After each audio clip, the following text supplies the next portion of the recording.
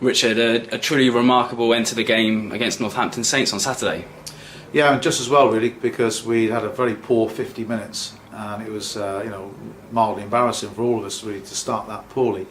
But to the players' credit, to dig themselves out of it was remarkable and probably saved us, certainly keep the season alive, because had we taken a big loss against Northampton down there, it would have been pretty difficult lifting the players for this game against Irish in terms of morale, when you get beaten that badly. But the fact that we ended strongly and won the second half 28-12 in the end, and 4 tries, and not many teams will score 31 points at Northampton and score 4 tries. So 2 bonus points for us in the end. At one stage when it was 37-3 looked extremely unlikely, if not impossible. So that was an absolutely amazing and remarkable comeback, and the players on the bus on the way home were certainly buoyed up by it. It just shows what we can do when we believe in ourselves, and I think the first half was a case of being overawed by Franklin's Gardens, and they're a big powerful team. They're on real top form at the moment, but we can't afford to go to grounds like that and just wait for them to do what we know they're going to do. We'd analysed them carefully. We knew their power game, we knew where their strengths were going to come from in the scrum, the line out and their big forward runners. So we'd done all the analysis. They did nothing different to what we'd anticipated, but we just sat there and we just let them do it to us. So London Irish next up at Six Ways on Friday night. The players must be chomping at the bit to get back out there and pick up from where they left off. Yeah, there's in the attack, they were delighted with some of the work we did in attack there. 1 or 2 of the new players and 1 or 2 of the replacements that came on against Northampton, who really sparked off that fight back against Northampton, will quite rightly be fighting for places on Friday night against Irish, and a number of those will have played their way into the team. So they want to carry on where they left off, and they're excited about the attack. But also, I think what we've got to do is we've got to shore up the defence. And against Northampton, for the first 50 minutes, it wasn't good enough. We conceded 5 tries, and that's poor.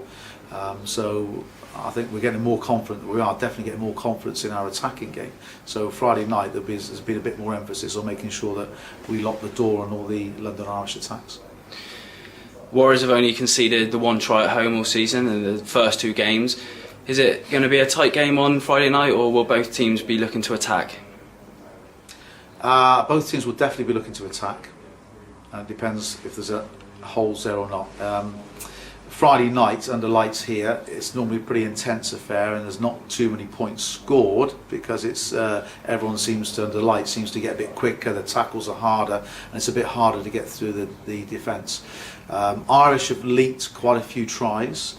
Sean Edwards, they have as their defensive coach, who's been working with the Welsh squad, hasn't really got all their players into his system yet. There's no doubt, in my view, that every week the London Irish defence will get better under his defensive strategy.